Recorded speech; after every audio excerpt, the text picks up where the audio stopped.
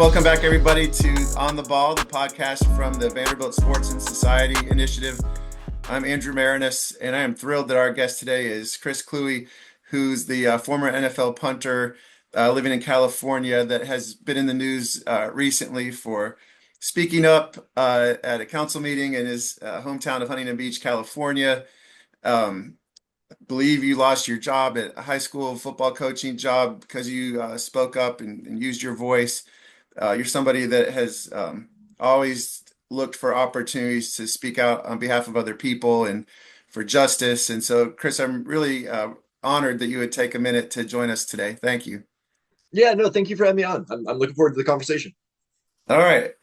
So before we get into like present day, I wanted to learn a little bit about your childhood, and who or what were the influences early in your life that helped to establish like what you believe in terms of, justice and equality.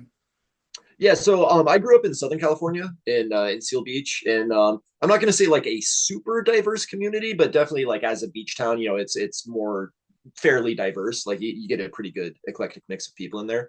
And I read a lot of science fiction and fantasy. I'm a huge nerd, and so I always identified with I wanted to be the hero, right? Like what does the hero do? What's the right thing to do? And then it's the hero does what's best for everyone else, right? Like the hero is who's trying to make the world a better place. And yeah, it probably sounds naive and idealistic, but like I really do honestly believe that. Like I want the world to be a better place, because if I want to live free who I am, everyone else has to have the same opportunity. Otherwise, it just doesn't work. Like things will start falling apart. So yeah, that was a big part of my kind of like foundational growth. And then a lot of the rest of it was just growing up. And not thinking that I had all the answers, which is a tough habit to break, believe me, because I thought I had all the answers for quite a long time. But I went to college at UCLA, which obviously helped expand my horizons. Just meeting and talking with people and just kind of like paying attention to what was going on in the world and understanding that oppression, no matter how it's disguised, is always going to be oppression, and that we can't have it in a society if we want our society to be stable. Like we have to look out for everyone, otherwise our society is going to fall apart.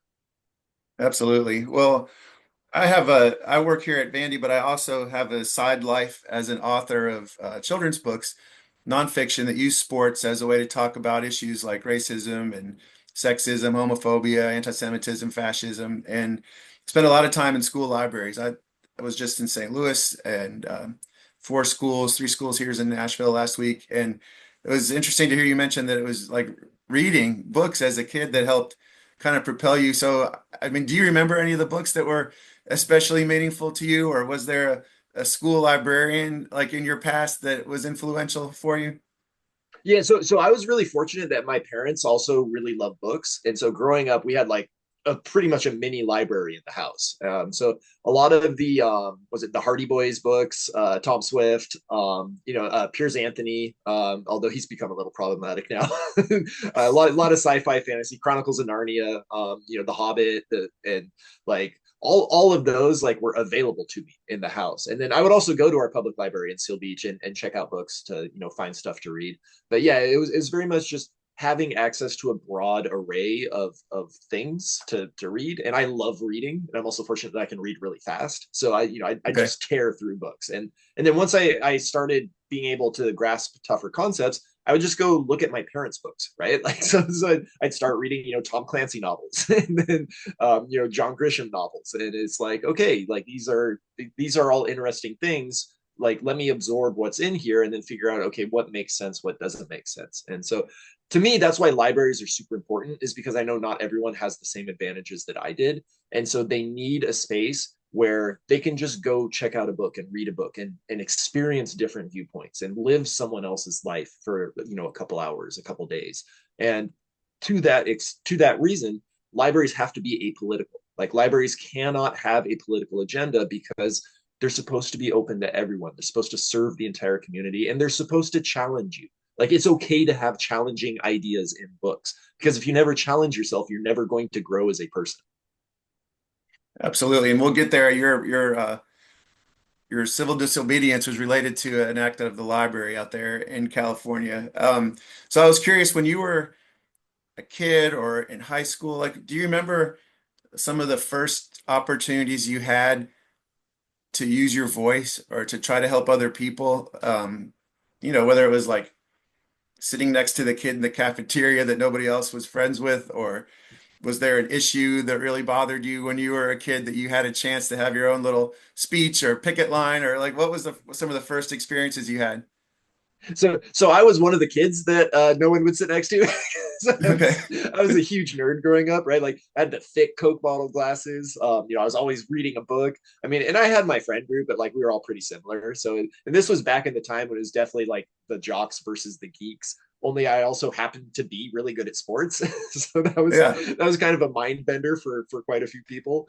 But yeah, no, for me, I'd say it probably started kind of like into high school, going into college, because I'm not going to claim that I was perfect growing up. Like I had problematic views. I grew up in the late 80s, early 90s. And so, using homophobic language, using disabled, like antagonistic language, like that was just part of your vocabulary back then. But as I grew older, I realized, wait a minute, why am I using these words when it's causing pain to people that like why should I be causing pain to these people? Like, I don't dislike them. Like, I don't want to cause them pain. So I made a conscious effort to change my vocabulary because really, it's not that hard to do. It just takes some time and effort. Like, you have to consciously think about your words, and then eventually you'll settle into a new pattern. Like, people can change. And so then once I got into college and met my wife, who I met, I think my freshman year, we ended up getting married my senior year. Um, Mhm. that also expanded my horizons a lot. And then just talking with people in college, right? Like taking history classes, taking political science classes, taking ethics and philosophy classes, and like being exposed to all these different views. And so that for me was really like I didn't find any one particular thing that I was like, oh, I have to speak out on this. It was more a general sense of, well, just let people live their lives so that way I can live my life. And then the other problem in college was that being a college football player takes up a lot of your time. Like For sure. there's not a lot of free time. Um, so you were probably, I assume, an all-around athlete as a kid. Was football and punting like always your favorite thing to do, or how did you eventually gravitate towards that specialty? Yeah, so I actually never played football until my freshman year of high school. It was I grew up playing soccer and baseball, and those I thought I was going to go to college for one of those sports because I played very competitively on a club team for soccer. I was a goalie, and then I was a pitcher in baseball. I was starting I think like mid 80s going into high school, so Okay. I could whip it in. Yeah. But going to the high school that I went to, Los Al, soccer was a winter sport and then baseball was a spring sport. So I needed a fall sport. And my options were cross country or football. I was like, well, I don't really like running that much. So I don't want to do cross country. Little did I know how much conditioning was involved in football. And so I was like, I can kick a soccer ball really far. I hear that football, you kick a ball at some point. So I'm going to go try out for the football team and see if I can kick a Wow. ball really far. And yeah, worked out for me. Yeah, no kidding. So from UCLA, you're wearing your Vikings shirt now, which I appreciate the fact you were willing to come on a show with a Packers fan. Like, do you have any just curious, like any good Lambeau Field stories or Packer rivalry stories? Yeah, no. So I always enjoyed playing at Lambeau because the turf there was actually really nice. Like that hybrid turf that they put in was like it was Yeah. fantastic because compared to playing at Chicago, like that field was just garbage, especially once it started getting colder. But yeah, I was there. I think the year that Brett Favre played for us, the 2009-2010 NFC Championship year, like that was a really cool experience going back there and like him quarterbacking for us, right? After having been the Packers quarterback for so long. We're not Yeah. going to get into Brett's off the field activities. Whole other Those, discussion. yeah, maybe not so good as the quarterbacking stuff. But yeah, no, that was a fun experience. Ryan Longwell also, he joined us after being the Packers kicker for a long time. So the first time we Yeah. went back, they were booing him when he was going out for the kickoffs, and he's just laughing about it. But yeah, it's one thing I try to tell people from other teams is like, I'm the one person you can cheer for because whenever you see me, I'm giving your team the ball. so, so it's okay to cheer for the punter. Yeah, good way to look at it. So like how would you describe an NFL locker room or your experiences with your teammates from a sense of like how they uh look at social issues. I think in some ways we think of the NFL players as being out ahead on some issues related to race. If you think about Colin Kaepernick and others, Mhm. and you, I think, maybe showed up on people's radar who weren't Vikings fans when you spoke up on behalf of LGBTQ rights. And there's been very few openly gay male players in any sport in America. Mhm. Like, how would you describe like the diversity of views and attitudes on social issues in an NFL locker room? Yeah, well, no, it's very diverse because people tend to have this monolithic impression, right, of the NFL or of any sport in particular, right, where it's just like, oh, you're all athletes, so that must mean you only do athletic things. But the thing is that yes, we're all athletes, but we come from all over the country. Like the NFL players come from everywhere in the United States. Some even come from overseas. Like you get that representation of views from all those different parts of the country. The one thing I will say about the NFL is that the reason you don't see a lot of players speak out is because the actual monolithic part of the NFL is the owners. And the owners are the ones who have power. They're the ones who write the checks. And they, to almost a man, are rich old white men who donated to Donald Trump and voted for Donald Trump. So when the boss has a particular viewpoint and he's looking for reasons to replace you, I understand why players don't speak out because they saw what happened to Kaepernick, right? And I think to a lesser extent, some of them probably saw what happened to me. And Yeah. it's so hard to keep an NFL job in the first place that like I get why guys don't want to risk it because you can't find that job anywhere else. It doesn't exist anywhere else.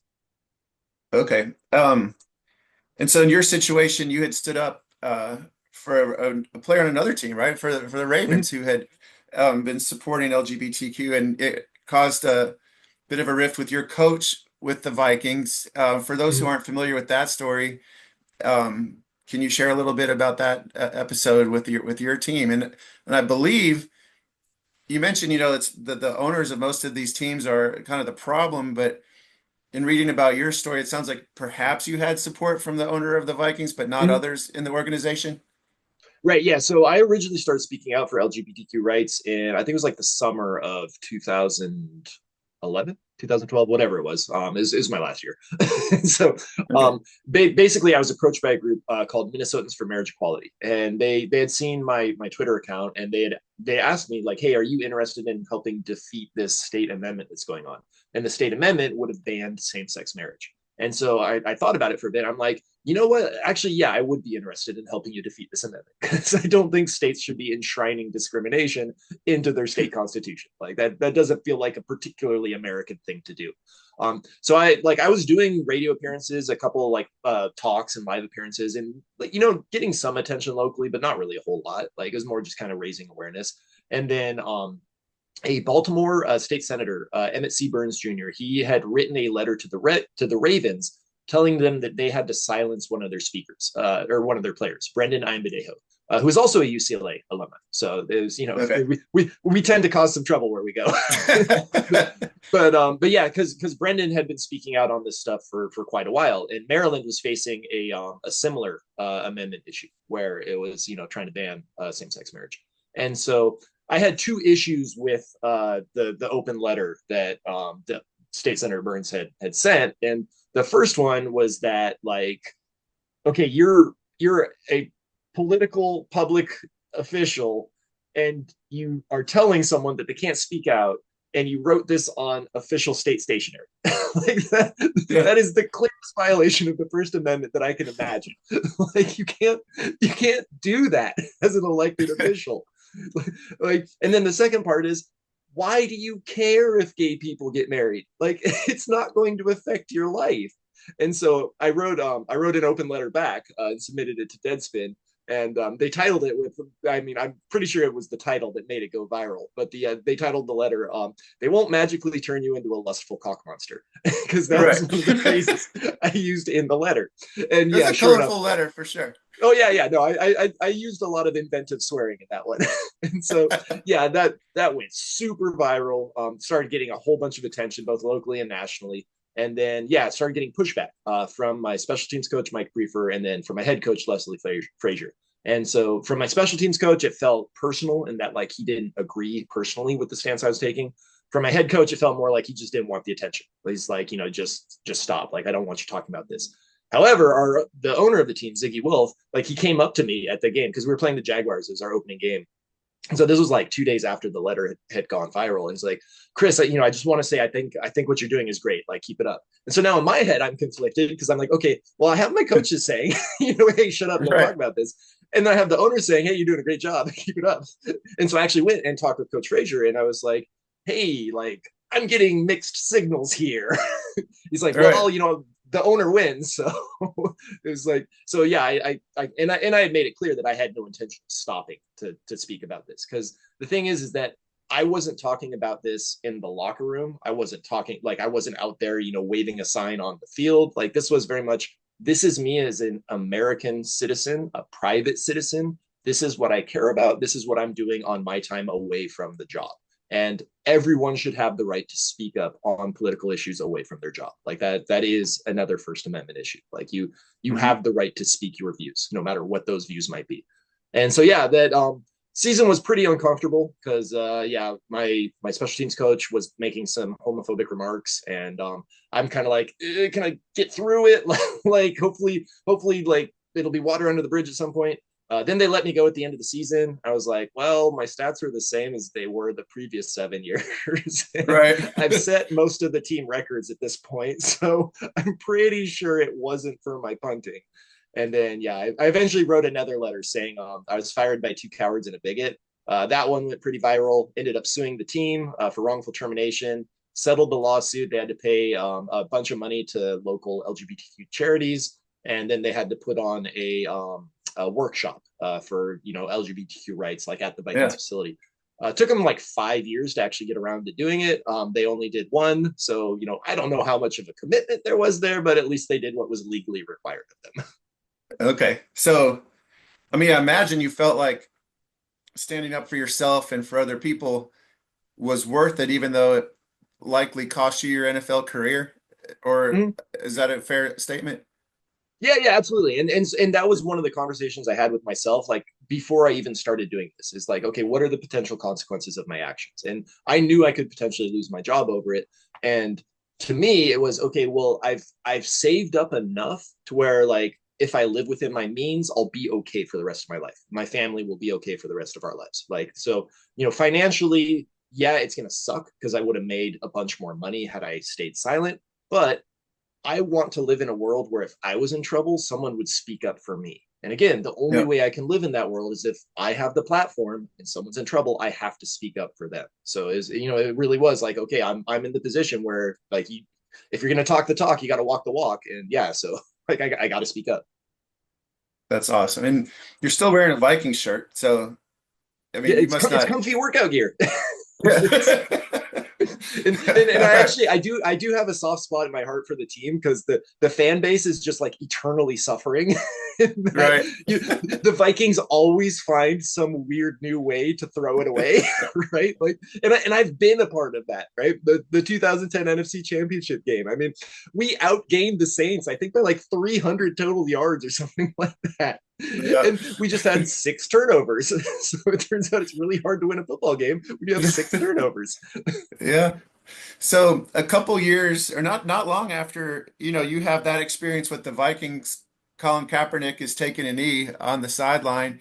You're out of the NFL by that point. But what were your thoughts, before he loses his job, as you're watching him, use his First Amendment rights, and what did you anticipate might be in store for him as you're watching this Yeah, unfold? yeah, so it was actually really funny because the first thing me and my wife, talked to each other about was like, oh, if they hadn't fired you for LGBTQ rights, you were definitely going to get fired for taking a knee because Okay. I believe like everything he did was something that needed to be said. Like, it was, he police brutality was and still is a problem in the United States, even though it's probably not covered as much as it was back then. There is still racial inequality within the United States. We're still grappling with the fact that we never really succeeded at Reconstruction, and that's driving a lot of our history as well as what we're seeing today. And yeah, I think it's unfortunate that the league succumbed to its worst impulses because argue about Colin Kaepernick's ability all you want. he's not the best quarterback in the NFL at the time, but he's certainly one of the best 32 quarterbacks in the NFL at the time. And the fact that they didn't allow him to play and essentially ran him out of the league, like that is a stain on the NFL's history that I think they're going to have to deal with for a very long time. Have you ever had a chance to talk to him about your sort of similar experiences? No, I haven't had a chance to meet or talk with him. I would love to though, because I think what he's doing is great work. He does a lot of work with trying to get kids, like especially kids, inner city kids that don't have a lot of resources or advantages. Trying to get them a step up. And yeah, I mean that's what I would hope everyone would do, and I would hope more athletes would take a stand. But like I said, after them seeing what happened to Kaepernick, like I understand why guys don't, because Okay. if a relatively successful starting quarterback gets booted out of the league, well then what does that mean for me if I'm a fringe player, right? Like they're just going to Right. dump me no questions asked. Okay. Um, what did you think about like at the Super Bowl, there were stories about how the NFL took like end racism out of the end zone. And on one We hand, I solved thought, it. yeah, yeah, right. But on one hand, it seems sort of just like performative that it was there in the first place. Like the same Mm, league that's going to kick Cap out is going to put this in the end zone and on the back of helmets. On the other hand, it seemed like they were, succumbing to current president's desires in doing that. Like, what mm. did you think about uh, what the NFL was doing from some sort of a PR standpoint? Was it meaningful prior to removing it from the end zone, and then the fact that they did take it out for the Super Bowl? Yeah, so I think the whole like end racism thing that they had, it was meaningful in that it was better than what was happening before. I don't think it was as much as they could have done. And I definitely think them taking it out of the end zone for the Super Bowl was kowtowing to Donald Trump. And I think it was a really cowardly move. Um, the only upside to that Super Bowl was that Kendrick Lamar performed and Yeah, managed to collect a whole lot of white tears. And that halftime performance was phenomenal. Like just watching it, I was like, oh damn, yep, he's going for it.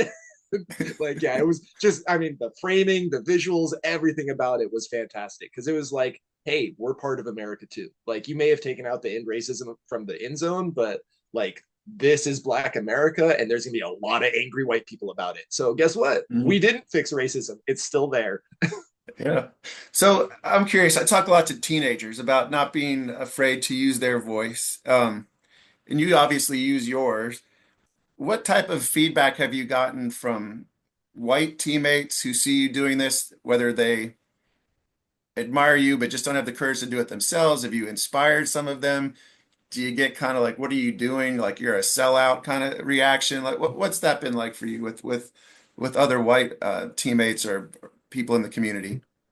Yeah, so I've gotten a lot of support. I've had multiple members of the organization that I knew, the Vikings organization, have reached out to me and said like, hey, like we think what you did was great. Like that was the right thing to do. I've had one former teammate reach out and say, hey, like I really liked what you did. I'm not actually in contact with a lot of my former teammates because once again, I'm a huge nerd, and like we didn't share a whole lot of common interests Yeah. Okay. outside of the football field. But yeah, no, I will say of the messages that I've gotten, like both personally through my phone and like online through my Blue Sky account, like the overwhelming majority of them have been positive. However, my Blue Sky sample might be slightly skewed because I subscribe to a MAGA auto blocker list, which I'm sure is filtering out a lot of trash. So Right. that's my anecdata might not be accurate. Okay. Were you on Twitter before Blue Sky then? And Yes, I was like, on. Yeah, I was on Twitter before. I got banned from Twitter for impersonating Elon Musk. 'Cause after he bought the site, and then when he unveiled his whole like you can buy verification for $8 a month, I was like, well, that's the stupidest thing I've ever heard. I'm going to show you exactly why. yeah, So yeah, and you did it. That's yep. awesome. So, what are some of the most ridiculous, like trolling type of comments you got from people, or were there any that were actually concerning physically or?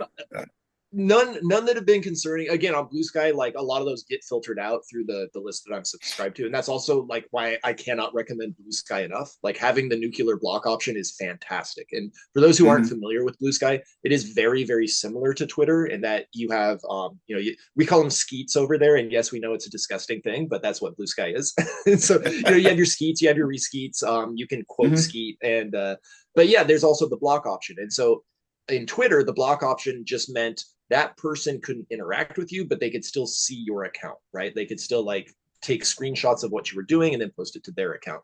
On Blue Sky, once you block someone, they don't exist to you anymore. You don't exist to them anymore. Like they literally cannot access anything you do. And it goes a long way towards preventing harassment. It really is one of the best features of the site. However, they have verification issues, which I won't get into here. But yeah, no, Yeah. I highly recommend if you're on Twitter/X, please get off it. Like it's a Nazi bar at this point. There's no reason to be on there. It's blatantly being used for propaganda purposes. And even if you think you're immune to propaganda, you really aren't. So stop wading in the filth. Go find somewhere else. Like it's not worth it to be on there anymore. Okay. All right, now let's get to the present day. So, what was it? The library was celebrating a 50th anniversary there in Mm-hmm. Huntington Beach, and there was going to be a plaque, and they cleverly figured out a way to spell out MAGA with some of the words on the plaque. Cleverly. Uh, so, how did you hear about that? And had you already been planning about speaking out in some way, just with what's going on in the world, or what triggered you to make this an episode that you wanted to speak out about? Yeah, so I've lived in Huntington Beach.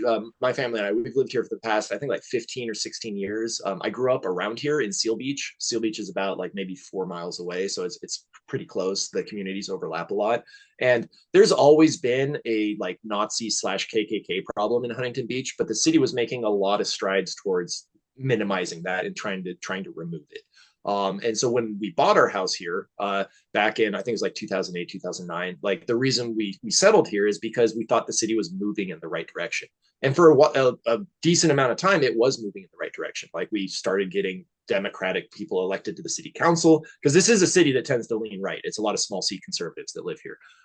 We had our first black elected official elected to the city council. And yeah, the city was moving in the right direction. And then COVID hit, and apparently everyone lost their minds. And so this MAGA strain just infected the city. And I literally mean that. Like it's all of a sudden out of nowhere. It's like MAGA this, MAGA that. And so I've been involved in these city council meetings for at least like 3 years now, I think. Because the library stuff started happening 2.5 years ago. And the first attempt was one of our council members, Gracie Vandermark.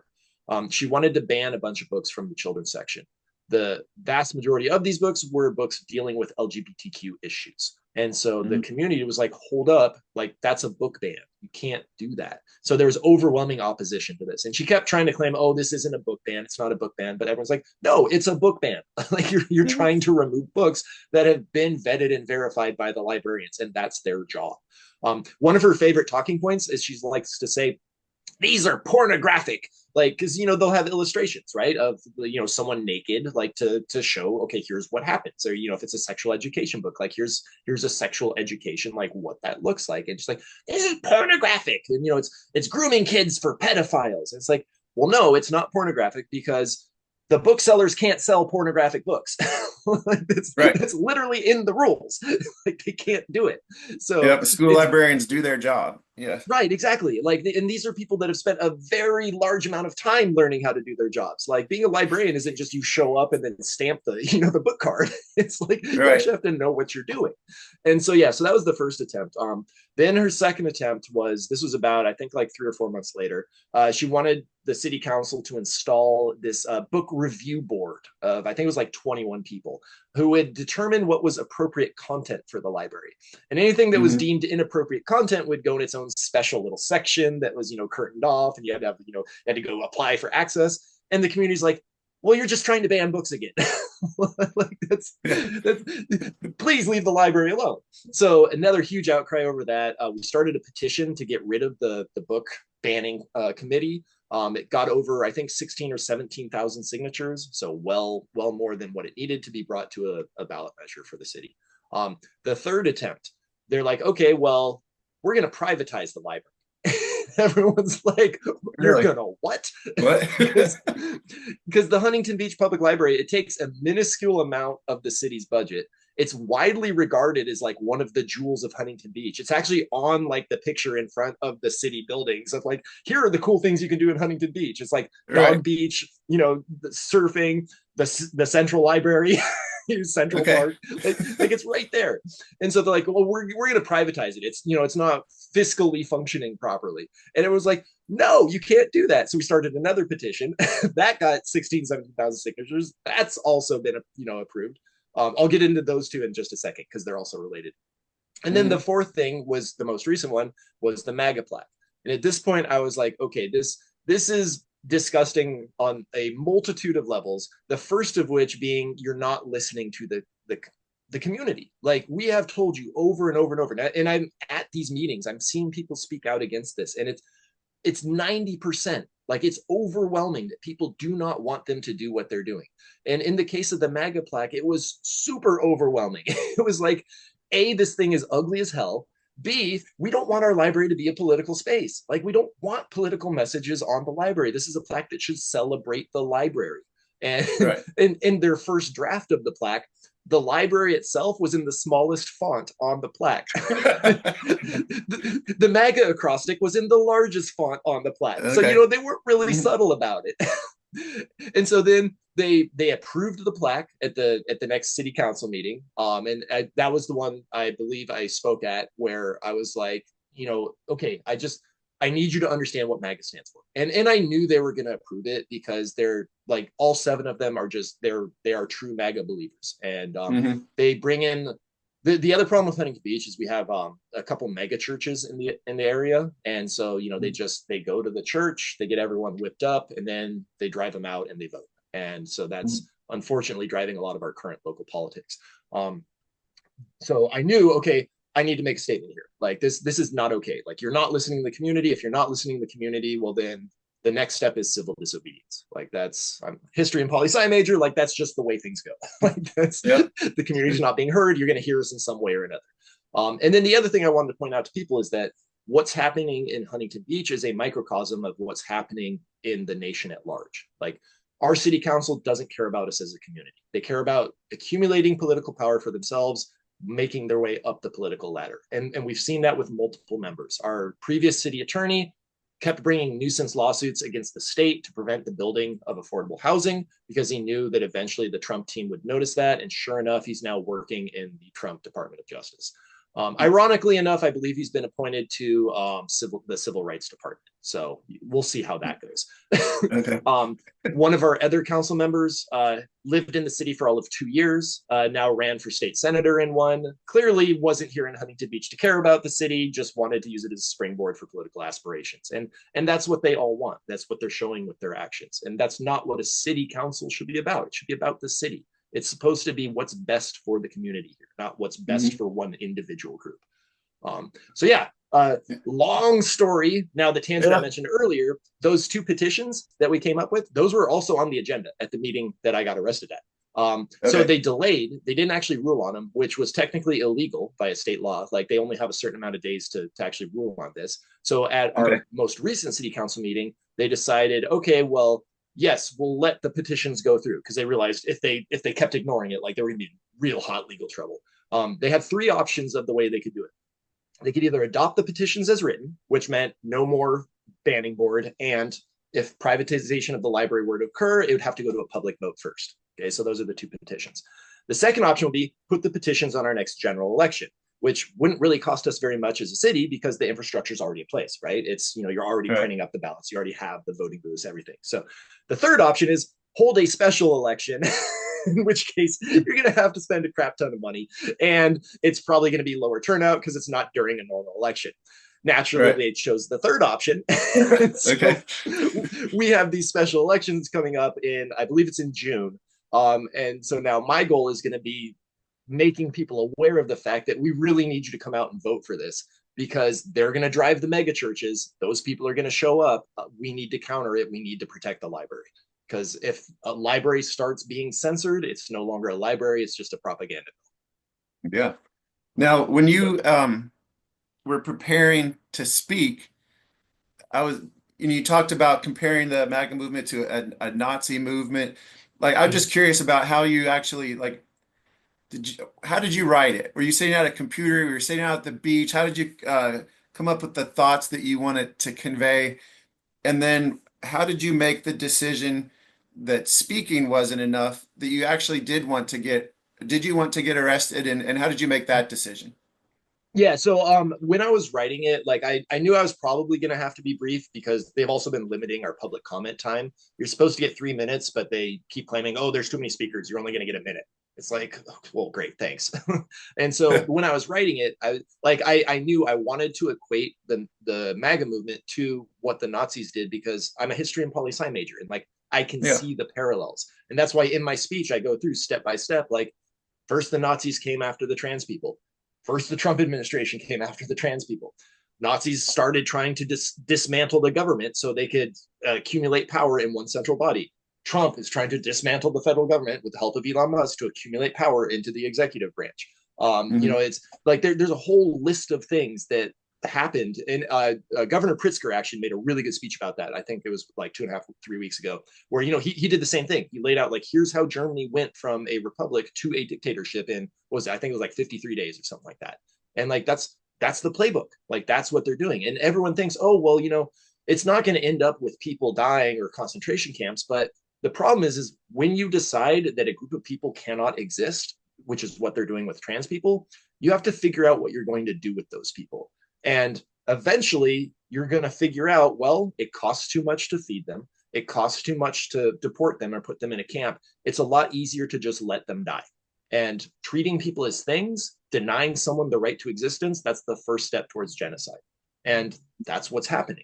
So I wanted to make those parallels explicitly clear because I really do believe the MAGA movement is a Nazi movement. And another thing that people don't understand is the Nazis didn't start with concentration camps and gas chambers. Like that happened along the line. It was the natural evolution of their beliefs.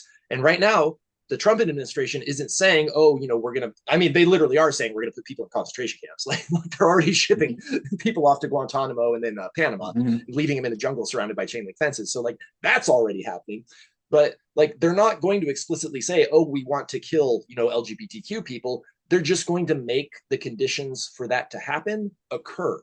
And then it's going to start happening. So yeah, I need people to understand that there were a lot of very good Germans who voted for Adolf Hitler because they thought he had their best interests in mind. Like, and there's a lot of very good Americans who voted for Donald Trump because they thought he has your best interests in mind, and he does not. He only cares about himself. He's going to do whatever he can to cling to power. He's going to do whatever he can to drive out the people that he views as undesirable. And so after you spoke, you got up around the lectern and sat. I assume you weren't arrested for speaking, but was it for getting up and like being in the wrong part of the room, or like what was the civil disobedience aspect of that? Yeah, so they charged me with a criminal misdemeanor for disturbing an assembly. I'm going to see whether that holds up or not. I'm in the process of getting legal representation for that. But Uh-huh. yeah, it was. I knew like because I've also studied the civil rights movement and everything. Where I was like, okay, the instant I come around, like the cops are going to be on because that's the other thing Yeah. with our city council is that they're expecting violence from their community because they know what they're doing is unpopular. It's just that's their mindset right now.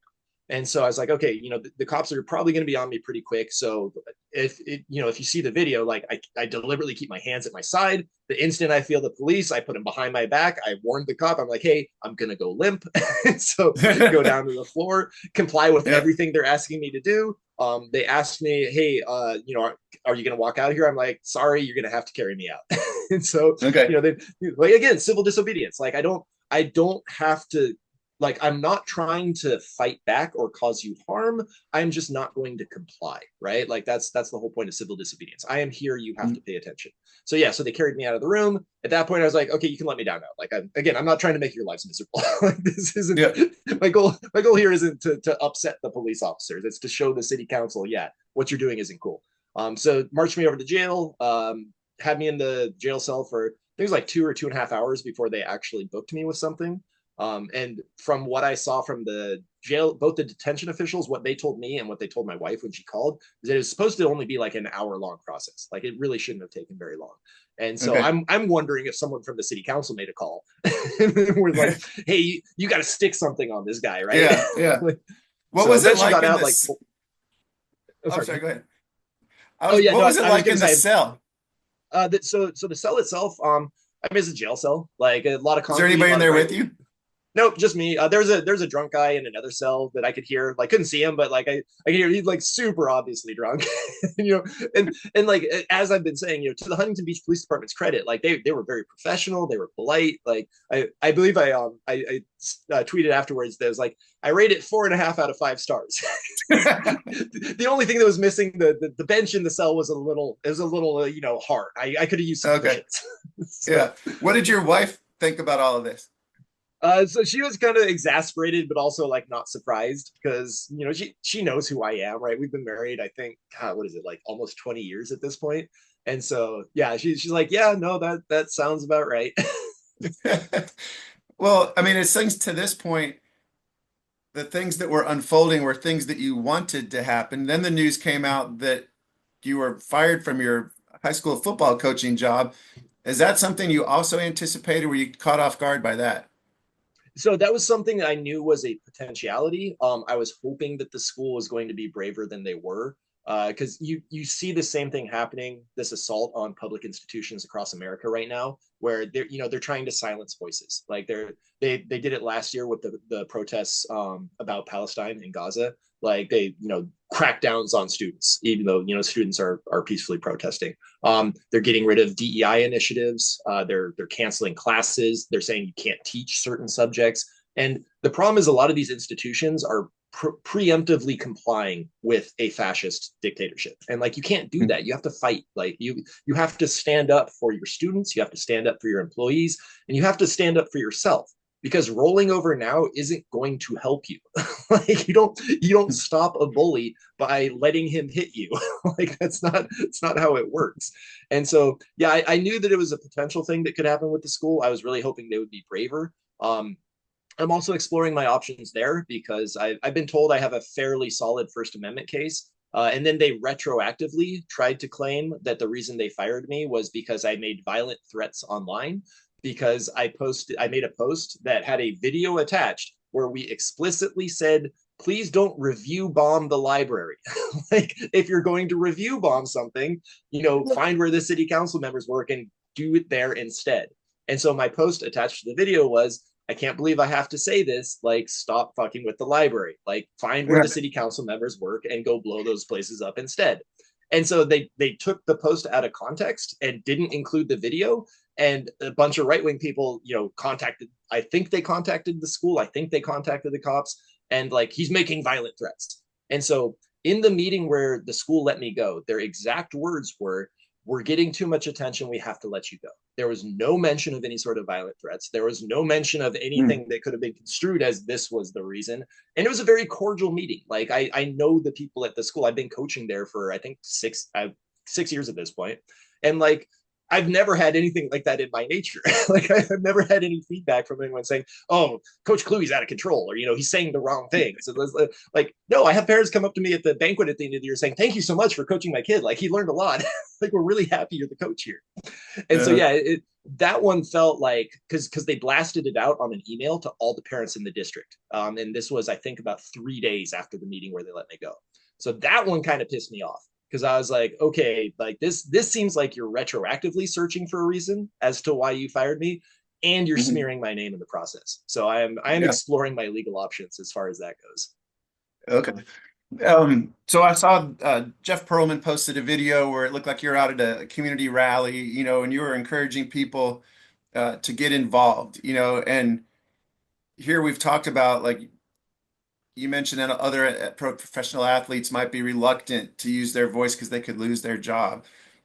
And you, Kaepernick, examples of that. Here, then it happens again, like even at a high school role. Like, what do you say to like average everyday people that are out there in terms of how much courage does it take on behalf of people right now? Do people all need to step up and potentially get arrested or lose their job? Or what do you say to people that see what's happening, but maybe have some of these hesitations about what the consequences might be?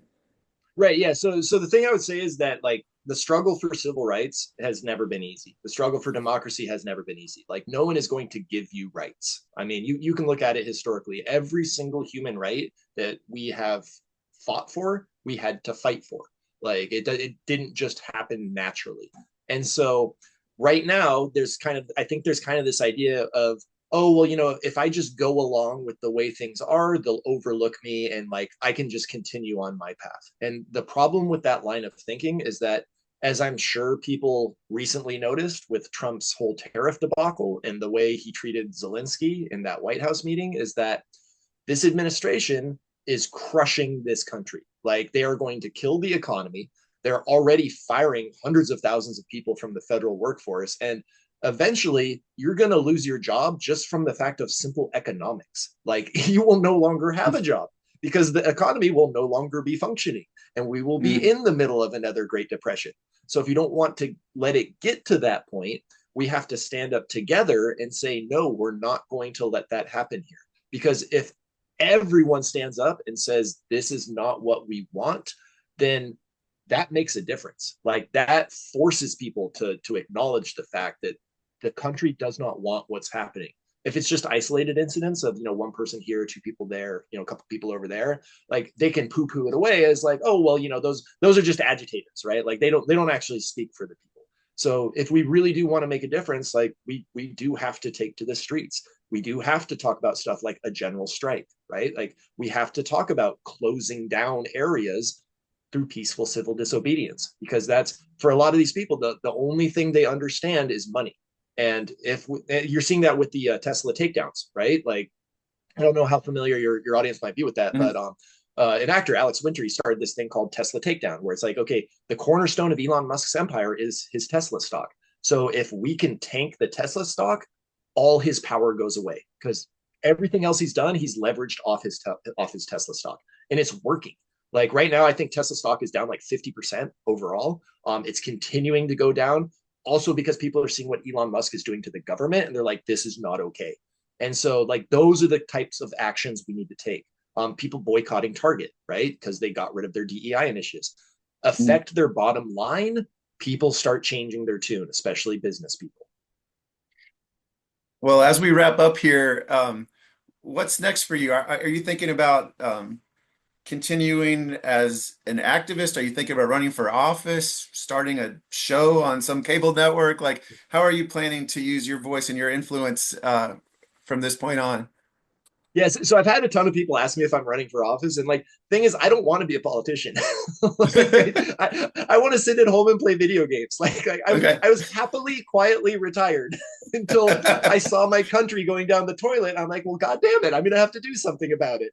And so, Yeah. like, I I really don't see myself running for politics because I don't think mentally I'm the type of person who is a politician. Like that's like there are certain lines that I just will not cross. And I unfortunately, in our current political atmosphere, if you want to get funding, if you want to get the backing of a major party, you have to cross those lines. I mean, look at all the Democratic like consultants and officials that are talking about abandoning trans people. Like that is not Mhm. okay. That is the first step towards genocide. And again, I'm not okay with that. I think whatever I am most effective at, that is what I'm going to do.